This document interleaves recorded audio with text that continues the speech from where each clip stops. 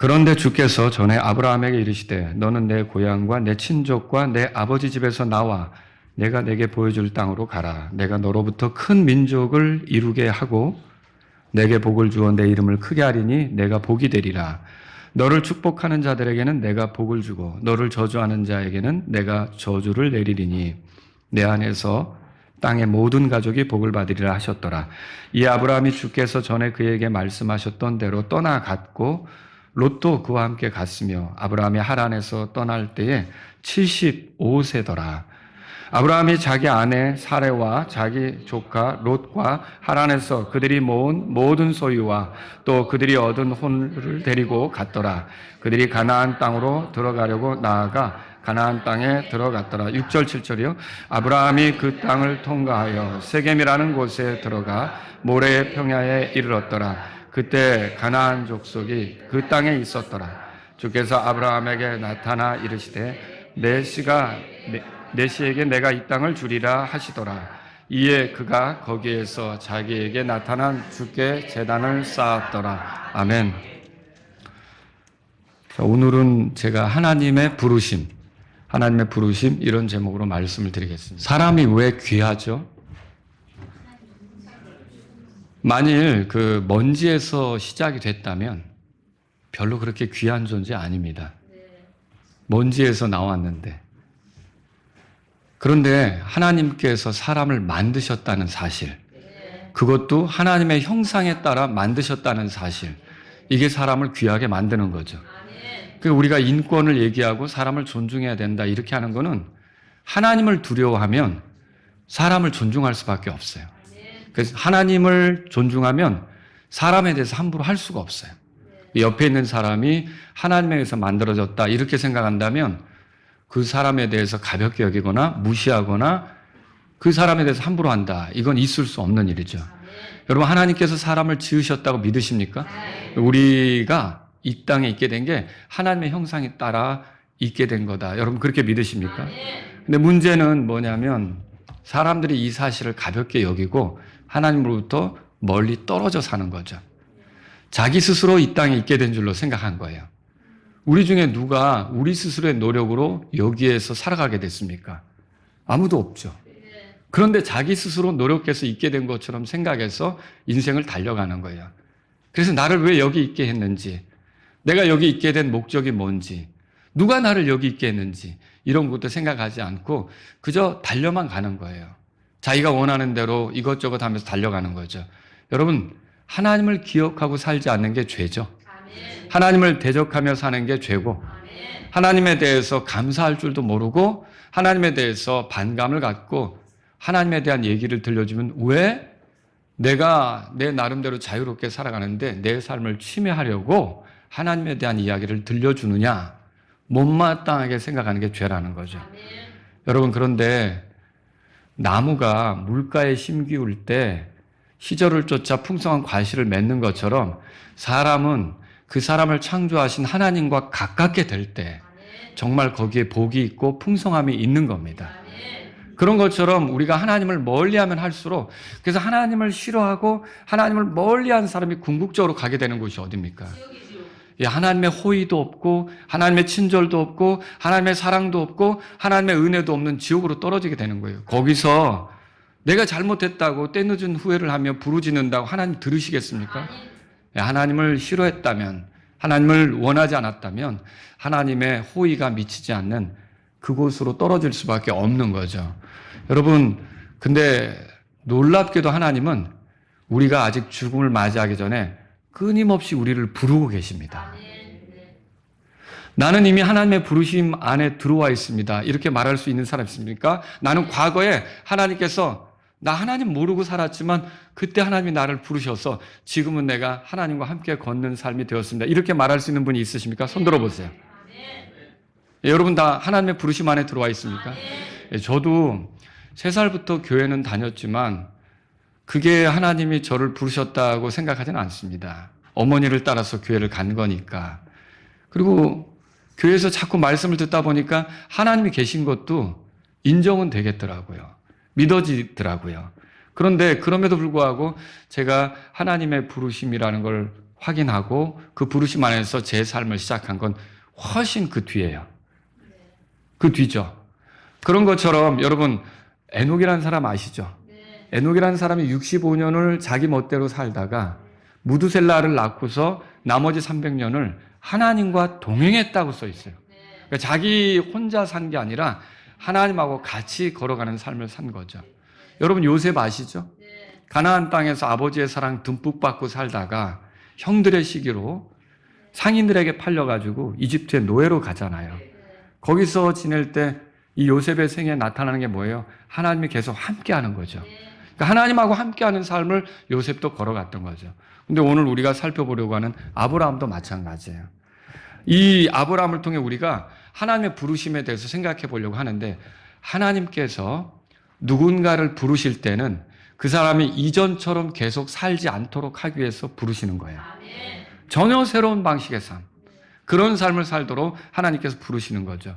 아브라함은 본래 어디 살았습니까? 갈대아 우르에 살았죠. 이 갈대아는 바벨로니아 남부 메소포타미아 지역으로 오늘날로 말하면 이라크 아시죠? 예, 거기 이라크 지역에 해당합니다. 거기서 우르라고 하면 그 갈대아의 중심 도시라고 할 수가 있죠. 그리고 그 당시에 거기는 셈족이 모여 사는 곳이었어요. 그런데 하나님께서 12장 1절에 보세요. 다 같이 읽어보겠습니다. 그런데 주께서 전에 아브라함에게 이르시되 너는 내 고향과 내 친족과 내 아버지 집에서 나와 내가 내게 보여줄 땅으로 가라. 하나님께서 어느 날 아브라함을 찾아와 아브라함을 부르신 거예요. 여기 영어 킹제임스 성경을 보면 주께서 아브라함에게 말씀하신 일은 과거에 있었던 일로 이렇게 확인할 수가 있어요. 영어로 보면 과거 완료 시제로 되어 있죠. 그래서 여기 보면은요, 그 근본역은 주께서 전에 그렇게 표현했어요, 일부러. 이게 과거에 어느 때 있었던 일이다, 그런 의미죠. 사도행전 7장 2절과 3절에 의하면요, 그가 메소포타미아에 있었을 때, 갈대아 우르에 있었을 때 하나님께서 그에게 나타나 이 말씀을 하셨던 것을 보게 됩니다. 여러분들 이 말씀에 보면 크게 두 가지가 눈에 띄어요. 하나는 나오라는 거예요. 거기서 떠나라는 거예요. 나와 그렇게 돼 있죠. 나와. 이건 뭐예요? 이전에 살던 환경으로부터 나와라. 더는 거기에 있지 마라. 거기에 있어봐야 너에게 이제 소망도 없다. 나오라는 거죠. 그 다음에 다른 하나는 뭐예요? 가라. 자, 나오기만 하면 안 되죠. 어디론가 가야 되죠. 자, 어디서부터 나오고 어디로 가는 거예요. 여러분 회개도 마찬가지예요. 회개 우리가 성경에서 보죠. 회개가 뭐예요? 회개는 죄로부터 나와서 하나님께로 돌이키는 거. 이게 회개죠. 그래서 아브라함에게 하나님이 나타나셔서 부르실 때 어떻게 했냐면 나와라. 그리고 가라. 이렇게 했어요. 그래서 오늘 제가 여러분하고 살펴볼 내용이 어디로부터 나오라고 했는가. 그리고 어디로 가라고 했는가. 그 다음에 아브라함은 이것에 대해서 어떻게 반응했는가. 이걸 여러분하고 살펴보면서 우리가 하나님의 부르심에 대해서 생각해보는 시간을 갖겠습니다. 자, 그럼 아브라함이 떠나야 될 환경에 대해서 보죠. 1절에 보니까 내 고향과 내 친족과 내 아버지 집에서 나와라 그렇게 말했어요. 여러분 첫 번째로 고향에 대해서 생각해보죠. 고향을 떠난다는 게 얼마나 불편한 일입니까? 우리는 뭐 다 고향 떠나 사는데요. 여러분 이제 익숙해져서 지금 사는 곳이 고향처럼 느껴질 수도 있어요. 근데 처음부터 낯선 곳에 가는 것이 쉬운 건 아니죠. 자, 이제 29일 날 미국을 떠나 이곳에 오는 우리 선교사님 가정이 쉽겠습니까? 얼마나 모든 것들이 불안하고 어떻게 해나갈까 이런 생각이 들겠죠. 심지어 어떤 분들은 우리 한국 땅에 와 있는 선교사님 사모님들 같은 경우는요. 아니 선교사님이야 사역을 받았으니까 열심히 활동한다고 하죠. 근데 교회가 처음부터 커지는 건 아니잖아요. 그러면 소통할 수 있는 사람이 없단 말이죠. 그럼 향수병 같은 게 생길 수도 있고 마음에 무척 힘든 문제가 생길 수 있는 거죠. 고향을 떠난다는 게 쉬운 일이 아닙니다. 불편한 일이죠. 얼마 전 EBS 방송을 통해 우즈베키스탄에서 한 가족이 한국에서 일하는 아버지를 찾아 여행하는 걸 제가 이렇게 보게 됐어요. 인천공항에 내렸는데 어린 아들이 둘이 있어요. 초등학생 정도 이렇게 돼 보여요. 그리고 그보다 더 어린 딸이 있어요. 근데 이 아들들이 이 스프링 노트에다가 이렇게 말하자면 한국 사람에게 물어보기 좋게 뭔가를 써왔어요. 그리고 한국식으로 발음이 나게 물어보는 거예요. 어디서 버스 타야 합니까? 뭐 예를 들면. 그런데 그렇게 묻는데 이걸 듣는 한국 사람들이 그 발음이 정확하지 않으니까 뭐라고? 뭐라고? 하다가 모르겠다 하고 등을 돌리는 거예요. 자, 그런 게 자꾸 많아지니까 이 아이들이 처음에는 의욕을 가지고 엄마 내가 해볼게 라고 하면서 열심히 했는데 나중에 그게 자꾸 반복이 되니까 엄마한테 투정을 부리는 거예요. 못하겠어. 물론 결국 찾아가긴 했습니다.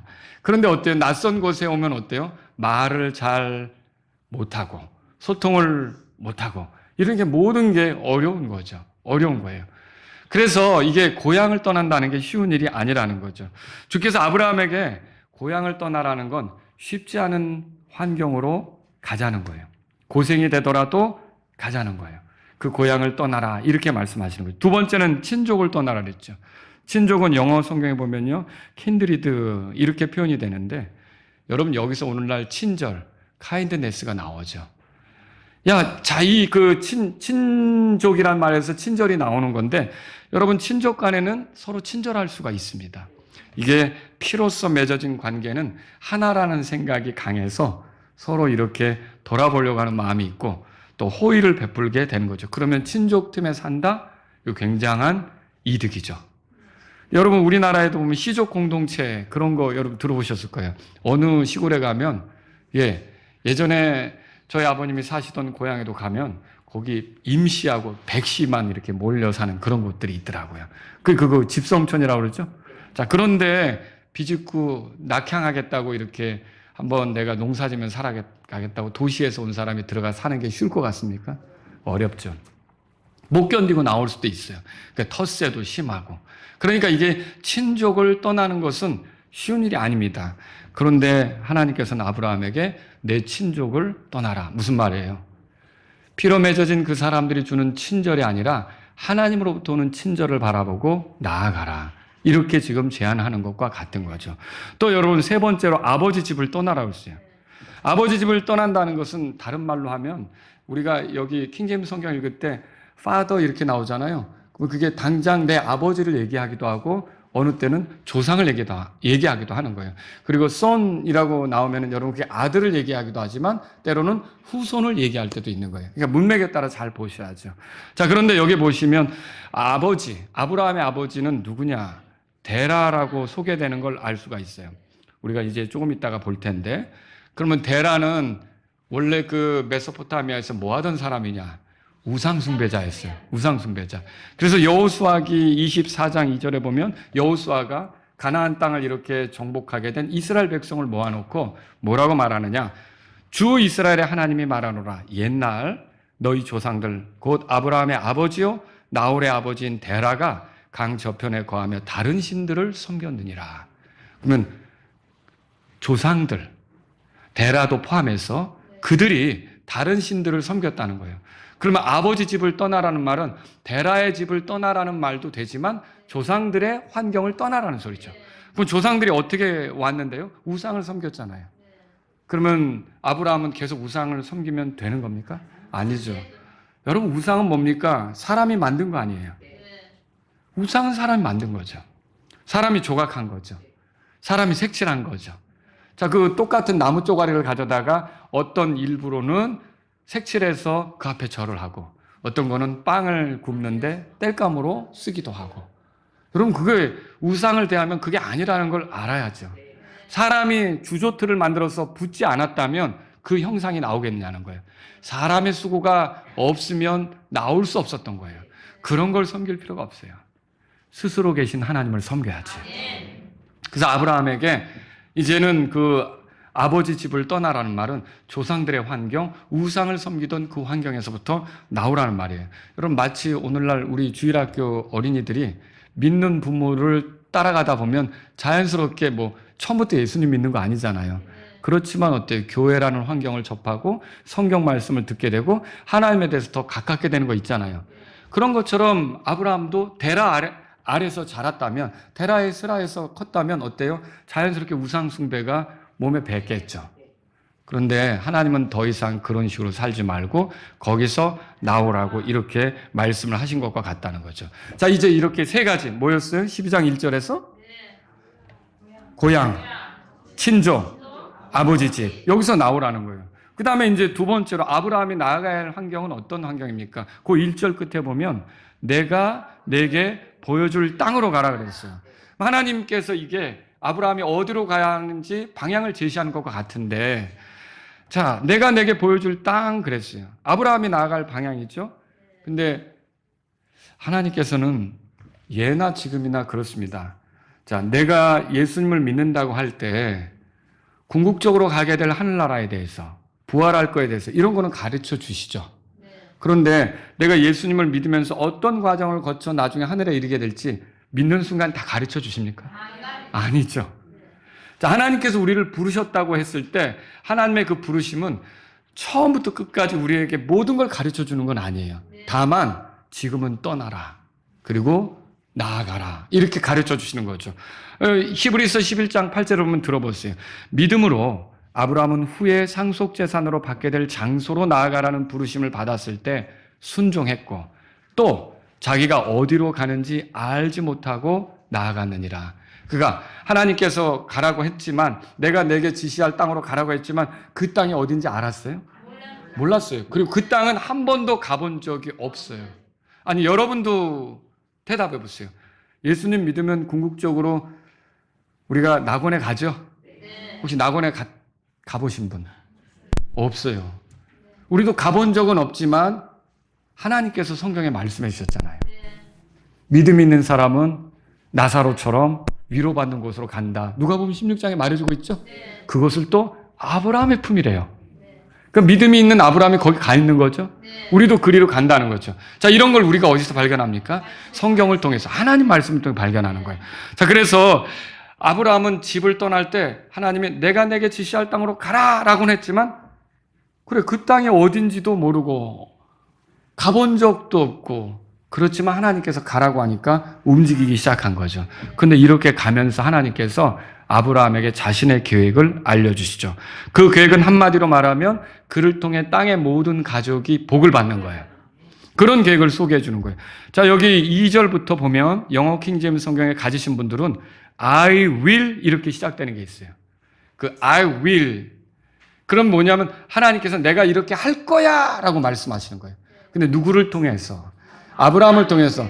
그러면 이 I will 이라고 하는 건 우리가 뭐 미래형이다 그렇게도 말하지만 다른 게 아니라 이거는 하나님의 강력한 의지, 하나님의 계획, 이런 것들을 보여주는 거거든요. 그럼 하나님께서는 아브라함을 이렇게 인도하시면서 내가 너를 그 땅으로 드릴 건데 너를 통해 할 일이 있어. 그렇게 말씀하는 거죠. 그러면 하나님께서 하실 이 일, 아브라함을 통해서 하고자 하는 일, 그 하나님의 계획이 뭐냐는 거예요. 여기 보면 몇 가지로 정리할 수 있는데 2절 보세요.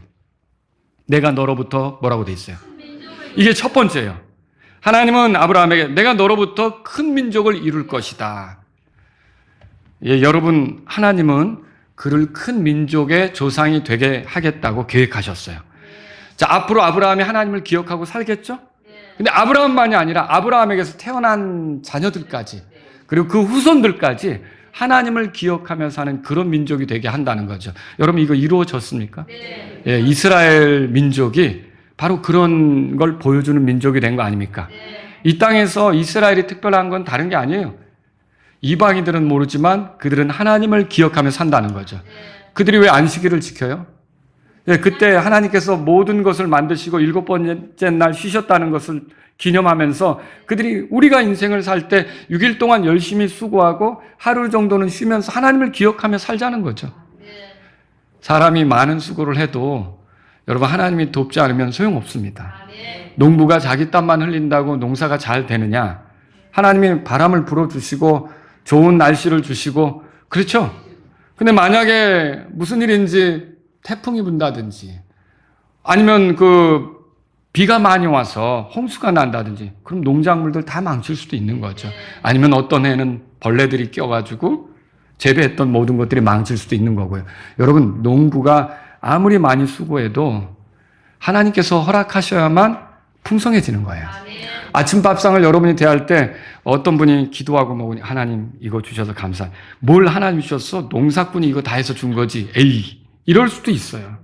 그러나 아무리 농사꾼이 그거를 열심히 노력한다고 해도 하나님께서 그거 허락하시지 않았으면 아무것도 우리가 못 얻는 겁니다. 그리고 항상 하나님께 감사해야죠. 그래서 여러분 이게 보세요. 하나님께서 아브라함에게 너도 하나님을 기억하고 네 후손들도 하나님을 기억하게 되는 그런 큰 민족을 이루게 하겠다. 여러분과 제가 하나님께 부르심을 받는다면 이전과는 다르게 되는데 저는 이 아브라함의 이야기를 읽으면서 그런 생각을 해봤어요. 예, 우리 아버지 이전에는 하나님을 섬기지 않았어요. 우리 집안이. 그러나 우리 아버지도 믿고 저도 믿고 이렇게 시작하면서 하나님 원한다면 우리 후대 대대로 하나님을 기억하며 사는 집안이 되게 해주세요. 주님이 오신다면 우리가 다 들어 올려지겠지만 그게 이제 계속 간다면 어때요? 하나님을 섬기는 그런 백성들이 이 집안에서 일어나게 해달라고. 여러분 그런 꿈을, 그런 소망을, 그런 기도 제목을 가질 수 있지 않겠습니까? 두 번째로요, 하나님은요, 여기 보니까 2절에 내게 복을 주어 그렇게 말했어요. 자, 이게 하나님의 계획이에요. 내가 너 복 주겠다. 그래서 아브라함에게 물질적으로나 영적으로 복을 주시는 거죠. 주변의 이방 민족들과는 구별된 모습으로 살아가는 거예요. 그래서 하나님께서 얼마나 복을 주셨는지 이집트에 내려갔다 왔을 때는 어마어마해져가지고 롯하고 같이 거할 수가 없어서 분리해야 됐잖아요. 그리고 나중에 아브라함의 아내 사라가 죽었을 때 매장지를 구하려고 할 때 있었죠. 그때 해쪽 속의 사람들에게 내 아내를 묻기 위해서 좀 매장지를 얻고자 한다라고 하니까 그들이 뭐라고 말해요? 창세기 23장 6절에 당신은 우리 중에서 강력한 통치자시니 당신이 원하는 대로 취하세요. 여러분 그건 뭐야? 아브라함이 복받은 그 모습을 보여주는 거 아닙니까? 주변의 사람들도 함부로 할 수 없을 정도로 아브라함이 큰 복을 누리게 된 거죠. 근데 정말 중요한 건 뭐냐? 영적인 복이에요. 아브라함에게는 어떤 영적인 복이 있었을까요? 예수님이 태어나기 전, 지금 예수님은 언제 태어나셨어요? 지금부터 2000년 전에 태어나셨죠. 아브라함은 언제 사람이에요? 지금부터 4000년 전 사람이에요. 그러면 예수님이 태어나시기 전 2000년 전 사람인데 아브라함은 하나님의 계시 속에 마침내 그 그리스도가 오시면 어떤 일이 벌어질지를 보게 된 거예요.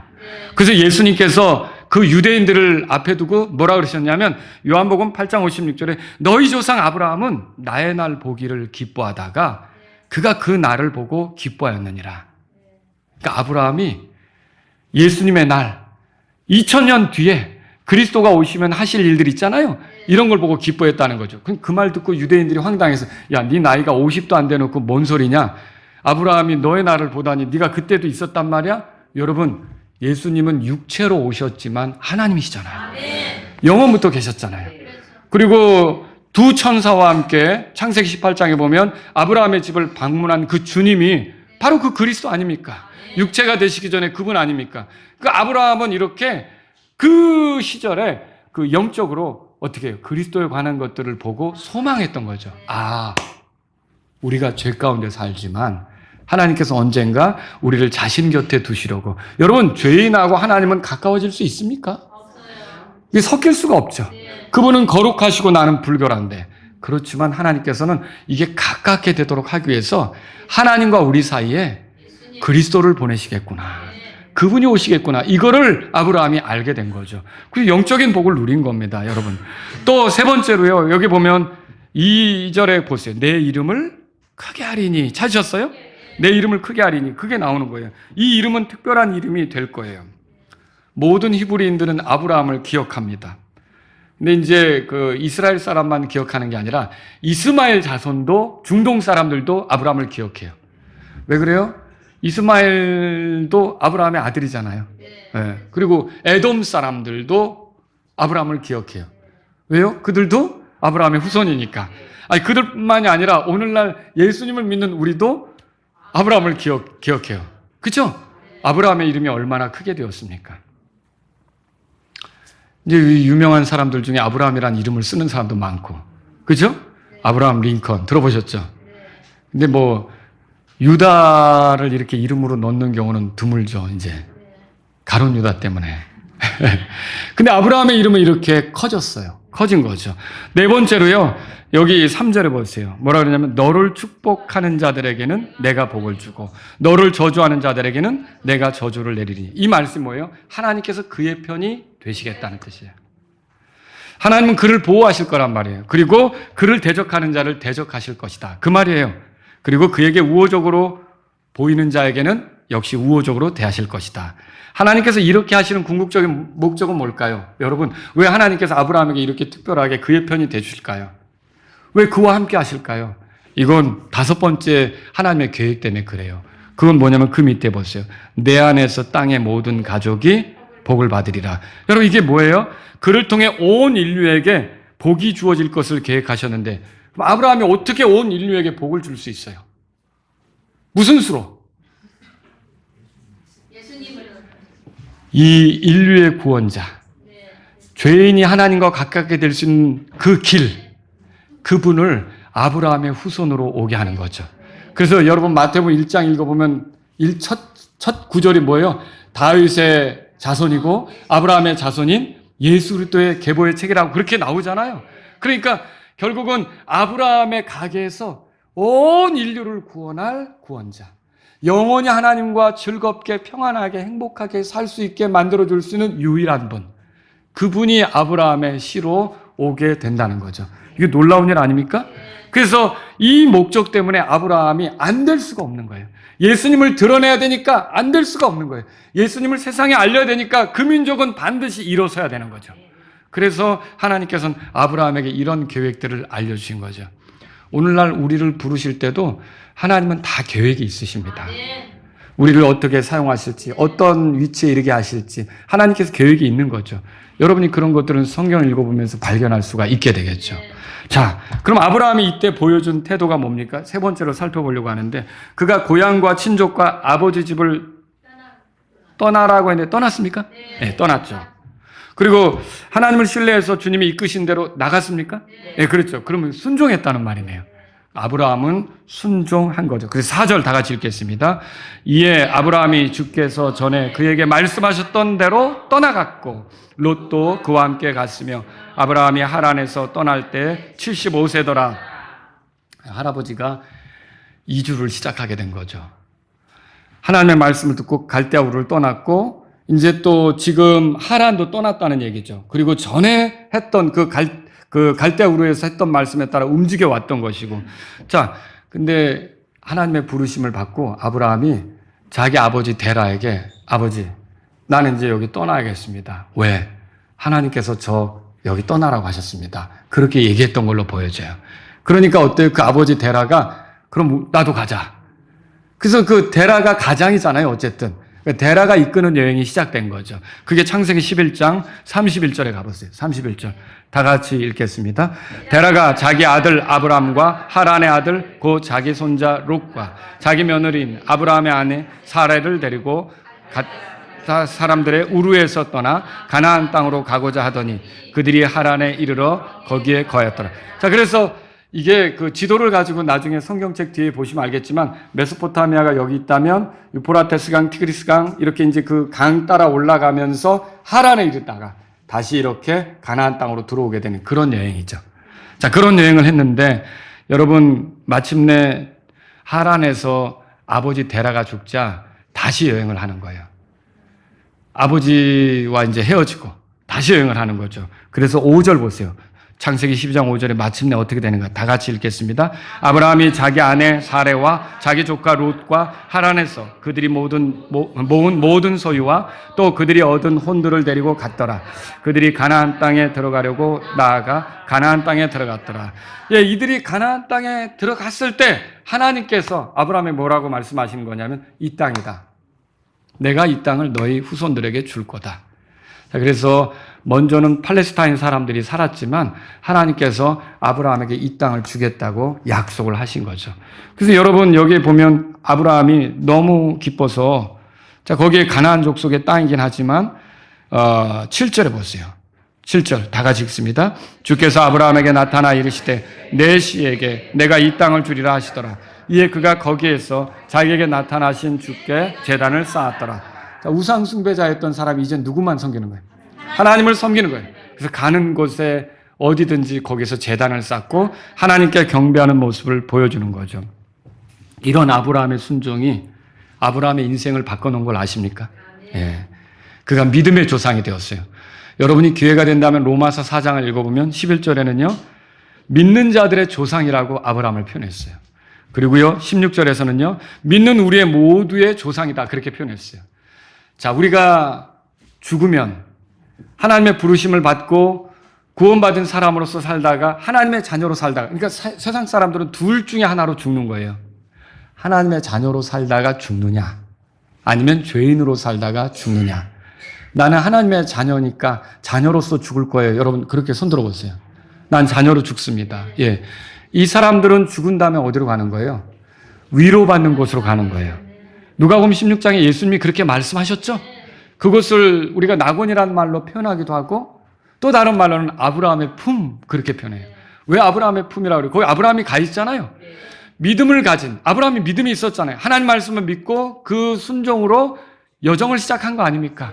이렇게 아브라함처럼 하나님의 말씀을 믿고 그렇게 반응한 사람, 믿음으로 나아간 사람들은 결국 하나님의 자녀로서 어떻게 되느냐? 이 땅에서 자녀로 살다가 죽으면 하나님의 집으로 가는 거예요. 다 하루 일과 끝내고 다 자기 집으로 가지 않습니까? 해가 지면 다 자기 집으로 가는 거 아니에요? 그죠? 그러니까 우리도 하나님의 자녀면 인생의 황혼이 오고 인생의 해가 질 때 우린 다 어디로 가는 겁니까? 하나님의 집으로 가는 거죠. 내 아버지 집에 거할 곳이 많도다. 그렇지 않으면 내가 너에게 말해주었으리라. 그렇죠? 아버지 집에 거할 곳이 있어요. 그래서 우리가 그리로 가는 거예요. 근데 만일 하나님이 부르시지만 그 부르심에 응하지 않고 고집스럽게 자기 멋대로 살던 사람들은 죄들을 용서받은 사실이 있어요? 없어요? 없죠. 여전히 죄인인 신분이 바뀌지 않은 거네요. 그러니까 그 죄인인 신분을 해결하지 못했기 때문에 죄인을 다루는 심판 장소로 들어갈 수밖에 없어요. 그 죄인을 다루는 심판 장소에 나사로와 같이 살던 부자가 들어갔죠. 그 부자가 그 속에서 소리치며 얼마나 고통스러워하는지 누가복음 16장에 부자하고 나사로 이야기를 다루는 중에 보니까 고통이라는 표현이 4번이나 반복돼요. 그 지옥이 얼마나 고통스러운 장소인지. 부자는 거기서 자기의 영혼을 보내게 된 거죠. 얼마나 끔찍한 일입니까? 여러분, 그런데 우리에게 믿음이 있다. 하나님이 날 부르시는구나. 그럼 나도 아브라함처럼 이제 하나님이 떠나라는 것을 떠나고 내가 하나님이 제시할 방향으로 가야겠다. 이렇게 하는 사람에게는 어떻게 될까요? 갈라디아서 3장에 보면 그러므로 믿음에 속한 자들은 믿음이 충만한 아브라함과 함께 복을 받느니라. 그렇게 써 있어요. 나사로는 믿음의 사람이었고 그가 이 땅에서 고생을 많이 했기 때문에 거지로 살았기 때문에 낙원에 간 겁니까? 아니에요. 아브라함과 같은 믿음이 있었기 때문에 거기에 간 걸 우리가 이 갈라디아서 3장의 말씀을 통해 알게 되는 거죠. 하나님이 아브라함을 부르실 때 메소포타미아에서부터 나왔는데 하란을 떠날 때는 몇 살이었어요? 75세라고 써 있죠. 그럼 여러분 아브라함이 몇 살 때 죽었죠? 175세. 그러면 하란으로부터 거기서 이렇게 이제 아버지도 다 거기서 장사 지내고 이렇게 떠나는데 그로부터 약 100년의 생애를 하나님과 동행하고 하나님과 함께 걸으며 하나님의 복을 누리고 위대해지고 약속을 품고 소망을 품고 그렇게 가는 사람이 되었다라고 하는 거죠. 그는 과거에 우상 숭배자였고 우상 숭배자 집안에서 자랐고 그리고 우상 숭배를 할 수밖에 없는 사람이었고 그러면서 하나님을 대적하다가 영원히 멸망할 수밖에 없는 사람이었으나 하나님이 나와라 가자 이렇게 했을 때 아브라함은 어떻게 했습니까? 기꺼이 순종했고요. 그렇게 하는 바람에 아브라함을 통해 땅의 모든 민족이 복을 받을 수 있는 그리스도가 오는 일이 생기게 된 거죠. 그러니까 아브라함은 그리스도를 소개하는 통로가 된 거죠. 여러분 세상 사람들을 복되게 하는 건 다른 거 아닙니다. 우리가 빵을 줄 수도 있고 구제금을 나눠줄 수도 있지만 정말로 사람들을 복되게 하는 건 예수님을 소개하는 거예요. 그 사람이 예수님을 만나게 되면 그 인생이 바뀌는 거예요. 그 사람이 예수님을 알 때 하나님하고 가까워지는 거죠. 그 사람이 예수님을 구주로 모시면 지금까지 살아온 모든 죄들에 대해서 용서받는 거죠. 그 사람이 예수님을 의지하게 되면 하나님의 자녀로서 시작하는 거죠. 그 사람의 삶이 완전히 달라지게 되는 게 그렇게 만들어주시는 분이 예수님이니까 예수님을 소개하는 삶은 얼마나 의미 있어요. 얼마나 가치 있어요. 예, 여러분과 제가 예수님을 소개하는 삶이 되었다면 하나님을 찬양하시기 바랍니다. 여러분 그러면 하나님께서는 지금도 죄인을 부르십니까? 아이, 쟤는 안 돼. 쟤는 제껴. 이런 경우 있나요? 하나님은 모든 죄인을 사실은 지금도 부르고 있어요. 못 듣고 있어서 그렇지. 왜 못 들을까요? 하나님은요, 예수님을 이 땅에 보내는데 어떻게 보냈느냐? 죄인을 불러 회개하게 하려고 보내셨다고 했어요. 예수님이 또 그렇게 왔다고 말씀하셨고요. 그러면 하나님께서 보내신 예수님은요, 죄인을 부르는 거죠. 근데 본인이 죄인이라고 생각하지 않으면 들리겠어요? 은희씨 하면 은희가 돌아보지, 뭐 길자씨가 돌아보는 건 아니잖아요. 그죠?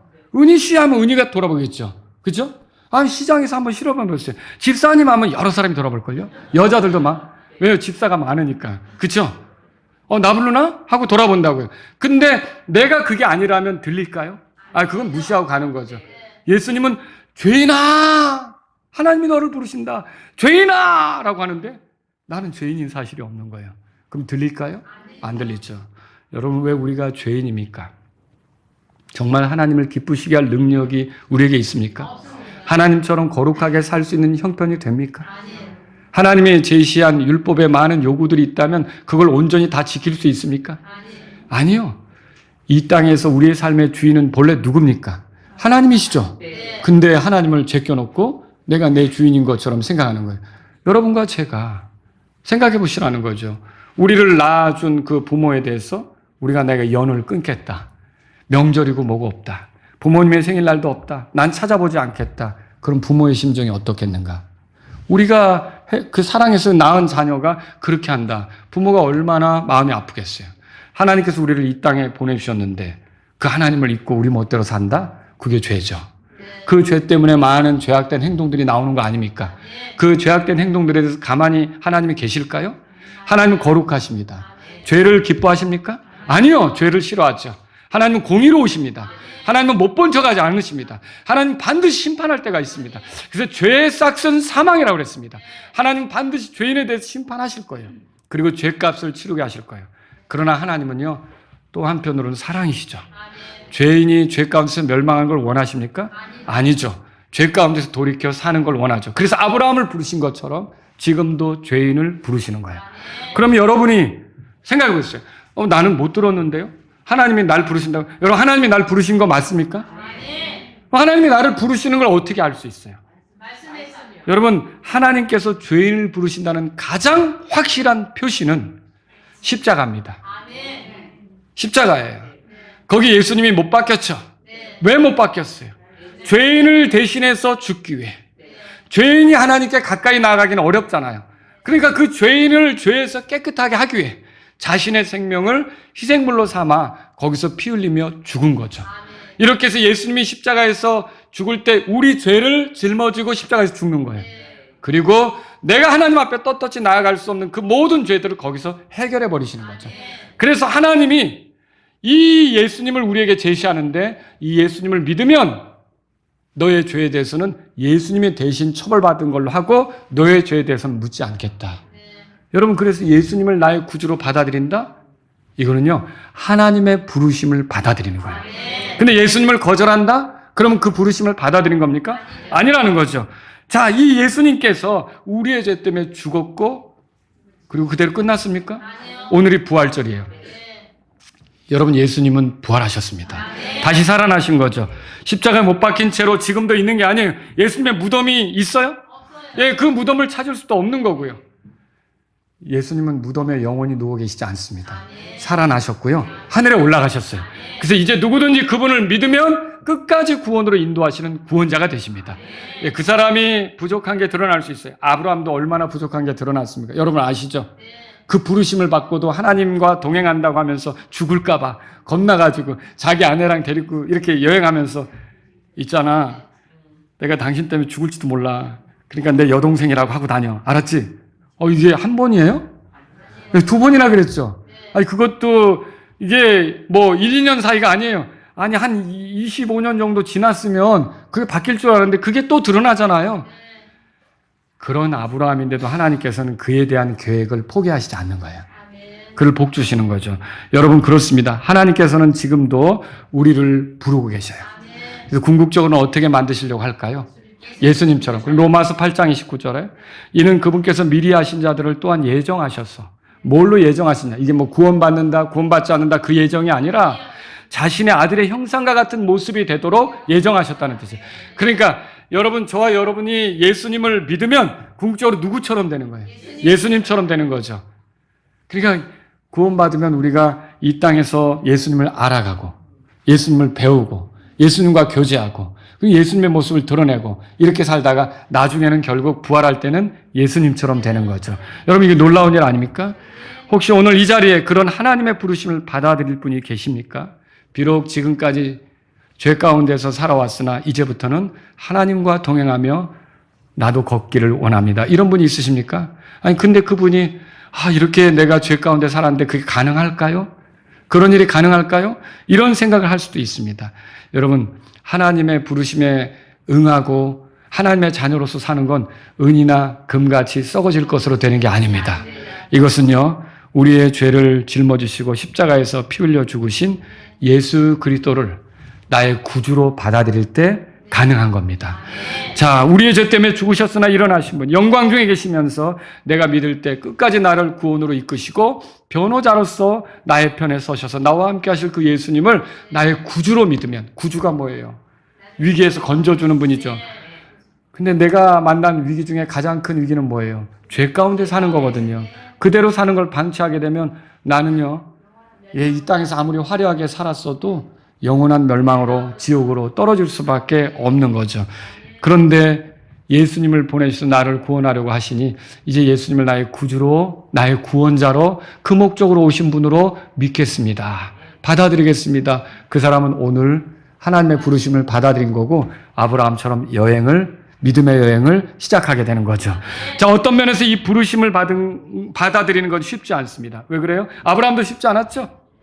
여기 보니까 고향을 떠나고 친족을 떠나고 아버지 집을 떠나야 해요. 그런 것처럼 예수님을 믿고 받아들인다는 거, 하나님의 부르심을 받아들인다는 거 쉽지 않습니다. 왜 그래요? 그동안 살아왔던 곳에서 떠나야 되기 때문에, 그리고 그동안 내가 의지해왔던 것을 내려놓아야 하기 때문에, 그리고 그동안 내가 즐겼던 것을 포기해야 하기 때문에, 이 땅에 사는 동안 나그네와 순례자로 살아야 하기 때문에, 이 땅에 애착을 두지 않고 하나님께서 가져다 주실 것을 기다리며 살아야 하기 때문에 쉽지 않은 삶이 될 수 있다는 거죠. 그러나 그 하나님의 부르심을 받고 나아갔던 아브라함이 지금도 우리가 기억하는 사람이 되지 않았습니까? 이 하나님의 부르심에 응하는 사람은 하나님의 왕국에서 기억될 만한 사람이 되는 거라는 거죠. 하나님께서는요, 이렇게 십자가로 부르시는 하나님을 존중하여 예수 그리스도를 통해 하나님께 나온 사람을 아브라함처럼 새로운 길로 인도하십니다. 자, 그래서 하나님의 부르심을 받아들인다. 이거는 우리가 어떻게 이걸 받아들입니까? 예수님을 모셔야 돼요. 예수님만이 우리를 하나님께로 데려다 줄 수가 있어요. 어째 그래요? 성경 찾아보세요. 베드로 전서 3장 보세요. 자, 이건 찾아보고 넘어가겠습니다. 베드로 전서 3장. 자, 18절에 보세요. 18절. 다 같이 읽겠습니다. 한 목소리로. 이는 그리스도께서도 죄들로 인하여 단 한 번 고난을 받으사 의인으로서 불의한 자를 대신하셨기 때문이니, 이것은 그분께서 육체로는 죽임을 당하셨으나 성령에 의해 살아나심으로 우리를 하나님께로 데려가려 하심이라. 자, 여기 그리스도는 예수님이죠. 죄들로 인해 단 한 번 고난 받으셨다. 이게 뭐예요? 우리 죄에서 우리를 건지려고 십자가에서 죽인다는 거죠. 거기서 의인으로서 불의한 자를 대신하셨대요. 불의한 자는 나죠.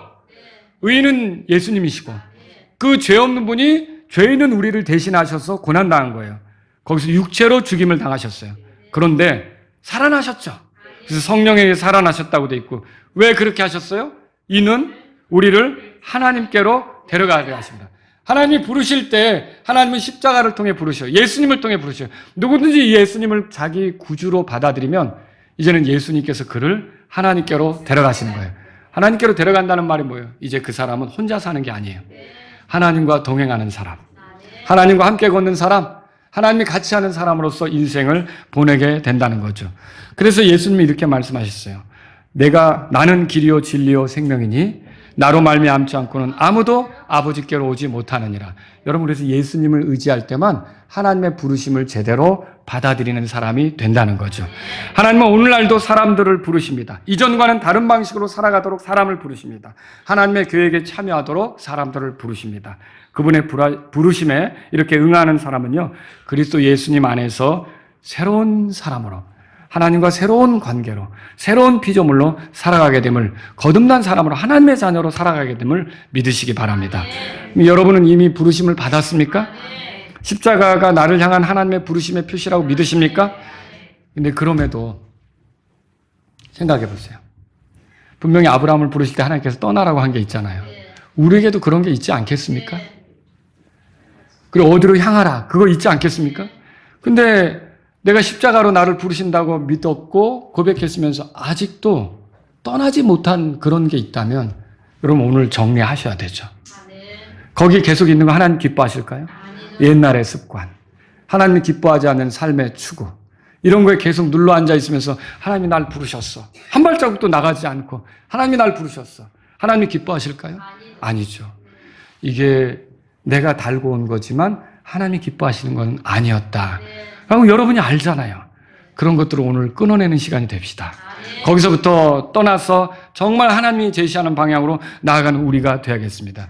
이 하나님의 계획을 믿으며 우리가 나아갈 때 하나님이 복 주시는 사람으로서 하나님의 영광을 위한 도구가 될 줄로 여러분 믿으시기 바랍니다. 오늘 하나님의 부르심을 받은 사람으로서 내가 버려야 할 것은 무엇입니까? 오늘 하나님의 부르심을 받은 사람으로서 내가 추구해야 될 것은 무엇입니까? 다 할 수는 없지만 하나님께서 나에게 말씀하신 게 있다면 순종하면서 한 걸음 한 걸음 나아가실 수 있기를 바랍니다. 그러면 여러분이 결국 어느 때 하나님께서 나를 통해 일하시는 것도 보고 내가 마땅히 서야 될 곳에 서게 하는 것도 보고 여러분이 그런 경험을 하시게 될 거라는 거죠. 오늘 우리가 떠나야 할 곳을 진지하게 생각해 보지 않으시겠습니까? 하나님 날 불렀어. 근데 여전히 거기 있어. 그건 아니라는 거죠. 여러분과 제가 하나님이 제시하는 방향으로 나아갈 수 있기를 바랍니다. 다 같이 일어서시겠습니다. 오늘 이 말씀을 들으신 여러분 가운데 지금까지 나는 내 중심으로 인생을 살아왔습니다. 그런데 아브라함이 하나님과 동행하는 삶으로 이렇게 부르심을 받아 나아갔다면 나도 하나님의 부르심에 참여하기를 원합니다. 나도 하나님의 부르심에 참여해서 이제 하나님께서 열어주신 그런 길로 가기를 원합니다. 기대가 되네요. 그런 길로 나가길 원합니다. 이런 분이 있다면 이 시간 조용히 주님 앞에 기도하십시오. 하나님 아버지, 지금까지는 제가 제 삶의 주인이었지만 이제는 하나님이 이끄시는 삶으로 나아가길 원합니다. 이렇게, 그리고 내가 예수님을 통해서 하나님이 부르시는 부르심에 맞게 걷기를 원합니다. 이런 분이 있다면 나아가십시오. 그리고 이미 구원받은 분들도 돌아보십시오. 분명히 하나님이 계획을 가지고 나를 부르셨는데 나는 하나님이 부르셨다고 하면서 여전히 눌러 앉아 있는 곳은 어디입니까? 내가 떠나야 될 곳인데 여전히 거기 있어서 떠나지 못하고 있으면서 나 부르신 게 맞아, 이 소리만 하고 있다면 오늘 하나님 앞에서 하나님, 나는 이제 떠나야겠습니다. 나를 편하게 하던 거, 나를 즐겁게 하던 거, 내 눈을 호리던 거, 이런 것으로부터 나는 떠나겠습니다. 하나님이 지시하시는 곳으로 나아가길 원합니다. 이렇게 주님 앞에 마음을 표현해 주시기 바랍니다.